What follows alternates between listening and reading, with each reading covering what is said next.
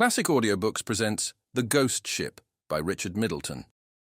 If you enjoy this classic audiobook, please take a moment to hit the like button and subscribe to the channel. Thank you for your support. Fairfield is a little village lying near the Portsmouth Road, about halfway between London and the sea. Strangers who find it by accident now and then call it a pretty old-fashioned place. We who live in it and call it home don't find anything very pretty about it, but we should be sorry to live anywhere else. Our minds have taken the shape of the inn and the church and the green, I suppose. At all events, we never feel comfortable out of Fairfield. Of course, the Cockneys, with their vasty houses and noise-ridden streets, can call us rustics if they choose. But for all that, Fairfield is a better place to live in than London. Doctor says that when he goes to London, his mind is bruised with the weight of the houses, and he was a Cockney born. He had to live there himself when he was a little chap, but he knows better now. You gentlemen may laugh, perhaps some of you come from London way, but it seems to me that a witness like that is worth a gallon of arguments. Dull?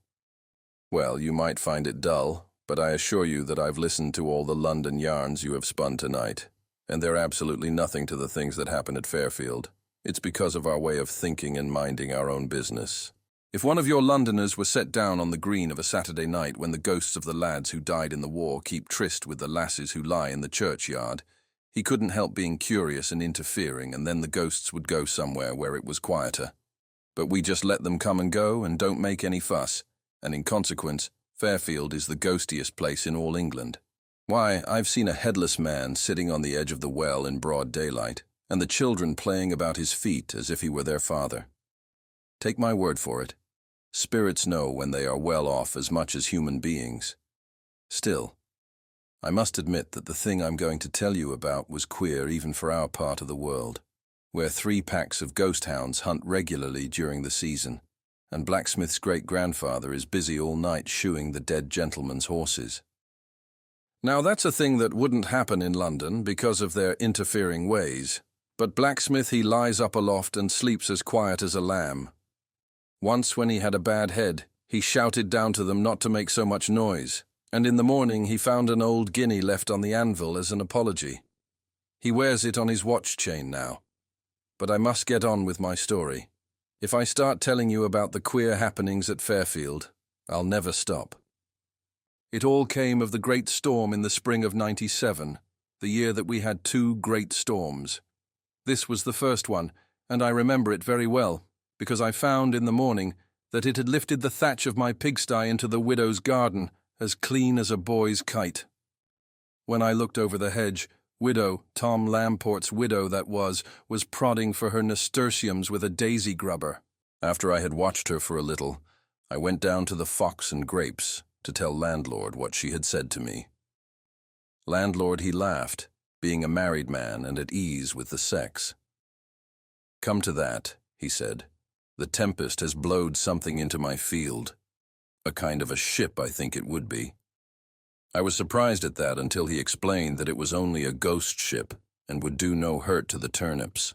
We argued that it had been blown up from the sea at Portsmouth, and then we talked of something else. There were 2 slates down at the parsonage and a big tree in Lumley's meadow. It was a rare storm. I reckon the wind had blown our ghosts all over England. They were coming back for days afterwards with foundered horses and as footsore as possible, and they were so glad to get back to Fairfield that some of them walked up the street crying like little children. Squire said that his great-grandfather's great-grandfather hadn't looked so dead beat since the Battle of Naseby, and he's an educated man. What with one thing and another, I should think it was a week before we got straight again. And then one afternoon I met the landlord on the green, and he had a worried face. I wish you'd come and have a look at that ship in my field, he said to me. It seems to me it's leaning real hard on the turnips. I can't bear thinking what the missus will say when she sees it. I walked down the lane with him, and sure enough there was a ship in the middle of his field. But such a ship as no man had seen on the water for 300 years, let alone in the middle of a turnip field. It was all painted black and covered with carvings, and there was a great bay window in the stern, for all the world like the squire's drawing-room. There was a crowd of little black cannon on deck, and looking out of her portholes, and she was anchored at each end to the hard ground. I have seen the wonders of the world on picture postcards, but I have never seen anything to equal that. She seems very solid for a ghost ship, I said, seeing the landlord was bothered. I should say it's a betwixt and between, he answered, puzzling it over. But it's going to spoil a matter of 50 turnips, and Mrs. she'll want it moved. We went up to her and touched the side, and it was as hard as a real ship. Now there's folks in England would call that very curious, he said. Now I don't know much about ships, but I should think that that ghost ship weighed a solid 200 tons, and it seemed to me that she had come to stay, so that I felt sorry for landlord, who was a married man. All the horses in Fairfield won't move her out of my turnips, he said, frowning at her. Just then we heard a noise on her deck, and we looked up and saw that a man had come out of her front cabin and was looking down at us very peaceably. He was dressed in a black uniform set out with rusty gold lace, and he had a great cutlass by his side in a brass sheath. "I'm Captain Bartholomew Roberts," he said in a gentleman's voice. "Put in for recruits. I seem to have brought her rather far up the harbour." "Harbour!" cried landlord. "Why, you're 50 miles from the sea." Captain Roberts didn't turn a hair. "So much as that, is it?" he said coolly. "Well, it's of no consequence." Landlord was a bit upset at this. "I don't want to be unneighbourly," he said, "but I wish you hadn't brought your ship into my field. You see, my wife sets great store on these turnips." The captain took a pinch of snuff out of a fine gold box that he pulled out of his pocket and dusted his fingers with a silk handkerchief in a very genteel fashion. "I'm only here for a few months," he said, "but if a testimony of my esteem would pacify your good lady, I should be content." And with the words, he loosed a great gold brooch from the neck of his coat and tossed it down to landlord. Landlord blushed as red as a strawberry. "I'm not denying she's fond of jewelry," he said, "but it's too much for half a sackful of turnips." And indeed it was a handsome brooch. The captain laughed. "Tut, man," he said, "it's a forced sale, and you deserve a good price. Say no more about it." And nodding good day to us, he turned on his heel and went into the cabin. Landlord walked back up the lane like a man with a weight off his mind. "That tempest has blowed me a bit of luck," he said. "The missus will be much pleased with that brooch. It's better than blacksmith's guinea any day." 97 was Jubilee year, the year of the second Jubilee, you remember, and we had great doings at Fairfield, so that we hadn't much time to bother about the ghost ship, though anyhow it isn't our way to meddle in things that don't concern us. Landlord, he saw his tenant once or twice when he was hoeing his turnips and passed the time of day, and landlord's wife wore her new brooch to church every Sunday. But we didn't mix much with the ghosts at any time, all except an idiot lad there was in the village, and he didn't know the difference between a man and a ghost. Poor innocent. On Jubilee Day, however, somebody told Captain Roberts why the church bells were ringing, and he hoisted a flag and fired off his guns like a loyal Englishman. 'Tis true the guns were shotted, and one of the round shot knocked a hole in Farmer Johnston's barn. But nobody thought much of that in such a season of rejoicing. It wasn't till our celebrations were over that we noticed that anything was wrong in Fairfield. 'Twas Shoemaker who told me first about it one morning at the Fox and Grapes. "You know my great-great-uncle?" he said to me. "You mean Joshua, the quiet lad," I answered, knowing him well. "Quiet," said Shoemaker indignantly. "Quiet, you call him, coming home at 3 o'clock every morning as drunk as a magistrate and waking up the whole house with his noise." "Why, it can't be Joshua," I said, for I knew him for one of the most respectable young ghosts in the village. "Joshua it is," said Shoemaker, "and one of these nights he'll find himself out in the street if he isn't careful." This kind of talk shocked me, I can tell you, for I don't like to hear a man abusing his own family, and I could hardly believe that a steady youngster like Joshua had taken to drink. But just then in came Butcher Aylwin in such a temper that he could hardly drink his beer. The young puppy,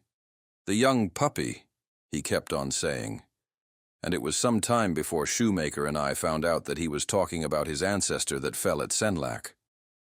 "Drink?" said Shoemaker hopefully, for we all like company in our misfortunes. And Butcher nodded grimly. The young noodle, he said, emptying his tankard. Well, after that, I kept my ears open, and it was the same story all over the village. There was hardly a young man among all the ghosts of Fairfield who didn't roll home in the small hours of the morning the worse for liquor. I used to wake up in the night and hear them stumble past my house, singing outrageous songs.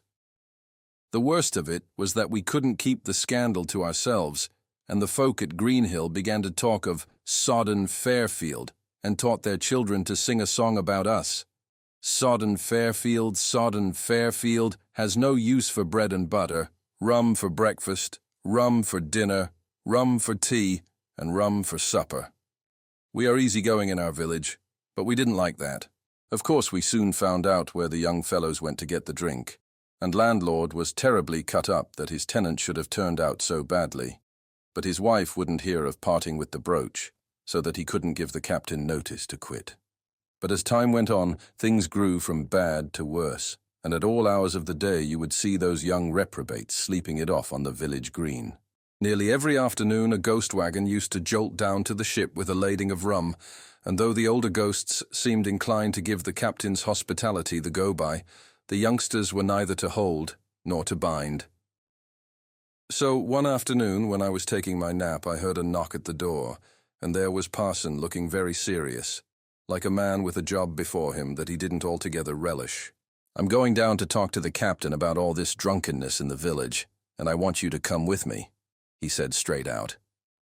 I can't say that I fancied the visit much myself, and I tried to hint to Parson that as, after all, they were only a lot of ghosts, it didn't very much matter. "Dead or alive, I'm responsible for the good conduct," he said, "and I'm going to do my duty and put a stop to this continued disorder. And you are coming with me, John Simmons." So I went, Parson being a persuasive kind of man. We went down to the ship, and as we approached her I could see the captain tasting the air on deck. When he saw Parson, he took off his hat very politely, and I can tell you that I was relieved to find that he had a proper respect for the cloth. Parson acknowledged his salute and spoke out stoutly enough. "Sir, I should be glad to have a word with you." "Come on board, sir. Come on board," said the captain, and I could tell by his voice that he knew why we were there. Parson and I climbed up an uneasy kind of ladder, and the captain took us into the great cabin at the back of the ship, where the bay window was. It was the most wonderful place you ever saw in your life, all full of gold and silver plate, swords with jeweled scabbards, carved oak chairs, and great chests that look as though they were bursting with guineas. Even Parson was surprised, and he did not shake his head very hard when the captain took down some silver cups and poured us out a drink of rum. I tasted mine, and I don't mind saying that it changed my view of things entirely. There was nothing betwixt and between about that rum, and I felt that it was ridiculous to blame the lads for drinking too much of stuff like that. It seemed to fill my veins with honey and fire. Parson put the case squarely to the captain, but I didn't listen much to what he said. I was busy sipping my drink and looking through the window at the fishes swimming to and fro over landlord's turnips. Just then, it seemed the most natural thing in the world that they should be there, though afterwards, of course, I could see that that proved it was a ghost ship. But even then I thought it was queer when I saw a drowned sailor float by in the thin air with his hair and beard all full of bubbles. It was the first time I'd seen anything quite like that at Fairfield. All the time I was regarding the wonders of the deep. Parson was telling Captain Roberts how there was no peace or rest in the village owing to the curse of drunkenness, and what a bad example the youngsters were setting to the older ghosts. The captain listened very attentively, and only put in a word now and then about boys being boys and young men sowing their wild oats. But when Parson had finished his speech, he filled up our silver cups and said to Parson with a flourish, "I should be sorry to cause trouble anywhere where I have been made welcome, and you will be glad to hear that I put to sea tomorrow night. And now you must drink me a prosperous voyage." So we all stood up and drank the toast with honor, and that noble rum was like hot oil in my veins. After that, Captain showed us some of the curiosities he had brought back from foreign parts, and we were greatly amazed, though afterwards I couldn't clearly remember what they were. And then I found myself walking across the turnips with Parson, and I was telling him of the glories of the deep that I had seen through the window of the ship. He turned on me severely. "If I were you, John Simmons," he said, "I should go straight home to bed." He has a way of putting things that wouldn't occur to an ordinary man, has Parson, and I did as he told me. Well, next day, it came on to blow, and it blew harder and harder, till about 8 o'clock at night I heard a noise and looked out into the garden. I dare say you won't believe me. It seems a bit tall, even to me. But the wind had lifted the thatch of my pigsty into the widow's garden a second time. I thought I wouldn't wait to hear what Widow had to say about it, so I went across the green to the Fox and Grapes, and the wind was so strong that I danced along on tiptoe like a girl at the fair. When I got to the inn, landlord had to help me shut the door. It seemed as though a dozen goats were pushing against it to come in out of the storm. "It's a powerful tempest," he said, drawing the beer.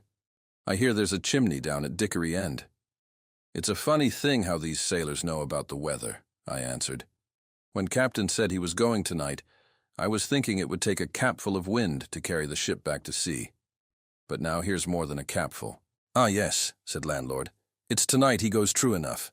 And mind you, though he treated me handsome over the rent, I'm not sure it's a loss to the village. I don't hold with gentries who fetch their drink from London instead of helping local traders to get their living." "But you haven't got any rum like his," I said to draw him out. His neck grew red above his collar, and I was afraid I'd gone too far. But after a while, he got his breath with a grunt. "John Simmons," he said, "if you've come down here this windy night to talk a lot of fool's talk, you've wasted a journey." Well, of course, then I had to smooth him down with praising his rum, and heaven forgive me for swearing it was better than Captain's. For the like of that rum, no living lips have tasted save mine and Parson's. But somehow or other I brought landlord round, and presently we must have a glass of his best to prove its quality. "Beat that if you can," he cried, and we both raised our glasses to our mouths, only to stop halfway and look at each other in amaze. For the wind that had been howling outside like an outrageous dog had all of a sudden turned as melodious as the carol boys of a Christmas Eve. "Surely that's not my Martha," whispered landlord, Martha being his great-aunt that lived in the loft overhead. We went to the door, and the wind burst it open so that the handle was driven clean into the plaster of the wall.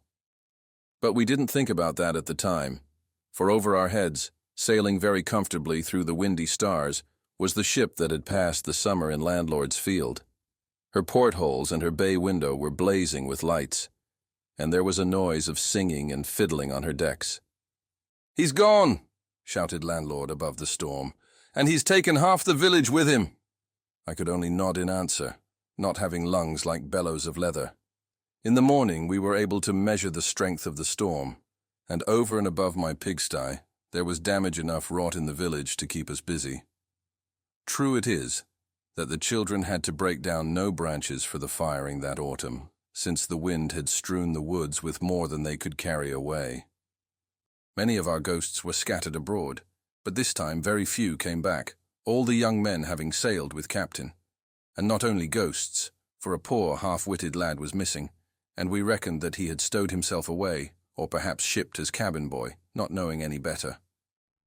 What with the lamentations of the ghost girls and the grumbling of families who had lost an ancestor, the village was upset for a while, and the funny thing was that it was the folk who had complained most of the carryings-on of the youngsters, who made most noise now that they were gone. I hadn't any sympathy with shoemaker or butcher, who ran about saying how much they missed their lads. But it made me grieve to hear the poor bereaved girls calling their lovers by name on the village green at nightfall. It didn't seem fair to me that they should have lost their men a second time after giving up life in order to join them, as like as not. Still, not even a spirit can be sorry forever, and after a few months we made up our mind that the folk who had sailed in the ship were never coming back, and we didn't talk about it any more. And then one day, I dare say it would be a couple of years after, when the whole business was quite forgotten, who should come traipsing along the road from Portsmouth but the daft lad who had gone away with the ship, without waiting till he was dead to become a ghost. You never saw such a boy as that in all your life. He had a great rusty cutlass hanging to a string at his waist, and he was tattooed all over in fine colours, so that even his face looked like a girl's sampler.